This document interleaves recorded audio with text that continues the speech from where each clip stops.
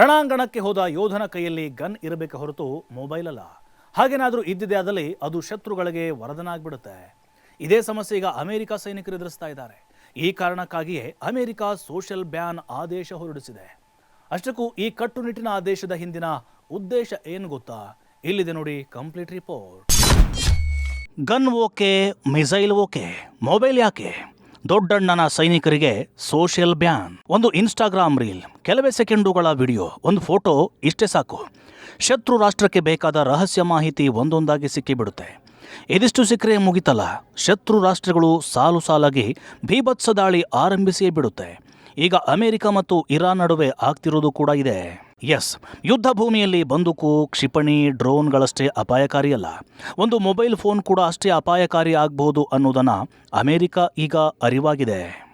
ಅದಕ್ಕಾಗಿಯೇ ಮಧ್ಯಪ್ರಾಚ್ಯದಲ್ಲಿ ಅಮೆರಿಕ ಪರ ಯುದ್ಧ ಮಾಡ್ತಿರೋ ಯೋಧರ ಮೊಬೈಲ್ಗೇನೆ ಈಗ ಬ್ಯಾನ್ ಹಾಕೋದಕ್ಕೆ ಅಮೆರಿಕ ಸಿದ್ಧವಾಗಿದೆ. ಅಷ್ಟಕ್ಕೂ ಈ ನಿರ್ಧಾರದ ಹಿಂದಿನ ಕಾರಣ ಏನು ಗೊತ್ತಾ? ಅದೇ ಶಾಕಿಂಗ್ ವಿಚಾರ. ಅಮೆರಿಕದ ಯೋಧರು ಸಾಮಾಜಿಕ ಜಾಲತಾಣಗಳಲ್ಲಿ ಹಂಚಿಕೊಳ್ಳುತ್ತಿರುವಂಥ ವಿಡಿಯೋಗಳು ಮತ್ತು ಫೋಟೋಗಳು ನೇರವಾಗಿ ಇರಾನ್ಗೆ ನೆರವಾಗುವ ಸಾಧ್ಯತೆ ಇದೆ. ಅಂದರೆ ಒಂದು ಕ್ಷಿಪಣಿ ದಾಳಿ ನಡೆದ ಬಳಿಕ ಯೋಧರು ಆ ದೃಶ್ಯಗಳನ್ನು ಇನ್ಸ್ಟಾಗ್ರಾಮ್ನಲ್ಲಿ ಪೋಸ್ಟ್ ಮಾಡ್ತಾರೆ. ಯಾರಾದರೂ ಬಂಕರ್ಗೆ ಓಡ್ತಾ ಇರೋದು, ಡ್ರೋನ್ ದಾಳಿ ನಡೆದಿರೋದು, ಹೊಗೆ ಆವರಿಸಿರುವ ಪ್ರದೇಶ, ಇವೆಲ್ಲವೂ ಸಾಮಾನ್ಯ ವಿಡಿಯೋಗಳಂತೆ ಕಾಣಬಹುದು.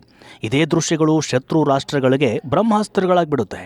ಅದು ಯಾವ್ಯಾವ ರೀತಿ ಅಂತ ನೋಡೋದಾದರೆ, ಯಾವ ನೆಲೆಯಲ್ಲಿ ದಾಳಿ ಯಶಸ್ವಿಯಾಗಿದೆ ಅನ್ನೋ ಮಾಹಿತಿ ಸಿಗುತ್ತೆ, ಎಲ್ಲಿ ಹೆಚ್ಚಿನ ಮಟ್ಟದಲ್ಲಿ ಹಾನಿಯಾಗಿದೆ ಅನ್ನೋದು ಗೊತ್ತಾಗುತ್ತೆ, ಯಾವ ಕಡೆ ಸೈನಿಕರ ಭದ್ರತೆ ದುರ್ಬಲವಾಗಿದೆ, ಮುಂದಿನ ಗುರಿ ಎಲ್ಲಿ ಇಡಬೇಕು ಅನ್ನೋ ಸುಳಿವು ಸಿಗುತ್ತೆ, ಸೈನಿಕರ ಬಳಿ ಇರುವ ಅಸ್ತ್ರಗಳು ಏನು ಅನ್ನೋದು ಗೊತ್ತಾಗುತ್ತೆ.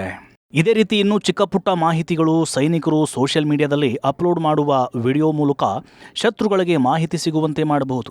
ಇದೇ ಕಾರಣಕ್ಕೆ ಅಮೆರಿಕದ ಗುಪ್ತಚರ ಇಲಾಖೆ ಮುನ್ನೆಚ್ಚರಿಕೆ ಕ್ರಮವಾಗಿ ಸೋಷಿಯಲ್ ಮೀಡಿಯಾಗೆ ಬ್ಯಾನ್ ಎಂದು ಸೈನಿಕರಿಗೆ ಕಟ್ಟೆಚ್ಚರ ನೀಡಿದೆ.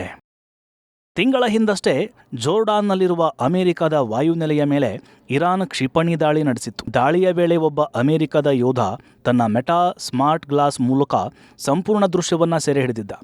ನಂತರ ಅದನ್ನೇ ಇನ್ಸ್ಟಾಗ್ರಾಮ್ನಲ್ಲಿ ಹಂಚಿಕೊಂಡಿದ್ದ. ಇದನ್ನೇ ಸಾಕ್ಷಿಯಾಗಿಟ್ಕೊಂಡು ಇರಾನ್ ಟಾರ್ಗೆಟ್ ಫಿಕ್ಸ್ ಮಾಡಿ ದಾಳಿಗೆ ಯತ್ನಿಸಿತ್ತು. ಅಲ್ಲದೆ ಯುದ್ಧದಲ್ಲಿ ಕೆಲವೊಮ್ಮೆ ಉಪಗ್ರಹಗಳು ಕೊಡದ ಮಾಹಿತಿಯನ್ನು ಒಬ್ಬ ಯೋಧನ ಮೊಬೈಲ್ ವಿಡಿಯೋ ಕೊಟ್ಬಿಡುತ್ತೆ. ಈ ಬಗ್ಗೆ ಅಮೆರಿಕ ಸೇನೆ ಕೂಡ ಸ್ಪಷ್ಟನೆಯನ್ನು ನೀಡಿದೆ. ಇರಾನ್ನ ದಾಳಿಗಳಿಗೆ ಪದೇ ಪದೇ ಗುರಿಯಾಗುತ್ತಿರುವ ದೇಶಗಳಲ್ಲಿ ಒಂದಾದ ಜೋರ್ಡಾನ್ನಲ್ಲಿ ನಿಯೋಜಿಸಲಾದ ಸೈನಿಕರಿಗೆ ಮುಂಬರುವ ದಿನಗಳಲ್ಲಿ ಅವರ ಫೋನ್ಗಳನ್ನು ವಶಪಡಿಸಿಕೊಳ್ಳಬಹುದು ಎಂದು ಈಗಾಗಲೇ ತಿಳಿಸಲಾಗಿದೆ. ಮತ್ತೊಂದು ಮೂಲವು ಈ ಕ್ರಮವನ್ನು ಪ್ರದೇಶದಾದ್ಯಂತ ಜಾರಿಗೊಳಿಸುವ ಬಗ್ಗೆ ಗಂಭೀರ ಚಿಂತನೆ ನಡೆದಿದೆ ಎಂದು ಹೇಳಿದೆ. ಆದಾಗ್ಯೂ ಈ ಕುರಿತು ಯಾವುದೇ ಅಂತಿಮ ನಿರ್ಧಾರ ತೆಗೆದುಕೊಳ್ಳಲಾಗಲಿಲ್ಲ. ಒಟ್ನಲ್ಲಿ ರಣಾಂಗಣಕ್ಕೆ ಹೋದ ಯೋಧನ ಕೈಯಲ್ಲಿ ಗನ್, ಬಾಂಬ್, ಮೈಸೈಲ್ ಇರಬೇಕೆ ಹೊರತು ಮೊಬೈಲ್ ಅಲ್ಲ. ಇದರಿಂದ ಆತನಿಗೂ ಅಪಾಯ, ದೇಶಕ್ಕೂ ಆಪತ್ತು. ಇದೇ ಉದ್ದೇಶಕ್ಕೆ ಅಮೆರಿಕ ಈಗ ಈ ಬ್ಯಾನ್ ಕ್ರಮಕ್ಕೆ ಮುಂದಾಗಿದೆ.